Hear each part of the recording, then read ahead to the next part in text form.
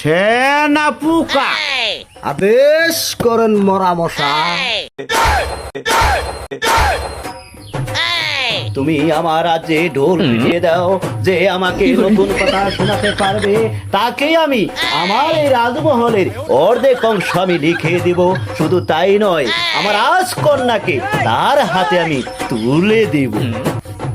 আপনার আদেশ আমার শিরোধার্য, আমি করিতাছি সেই কার্য। হই হই কাণ্ড, রই রই ব্যাপার। ব্যাপার মানে এক ধামাকা অফার।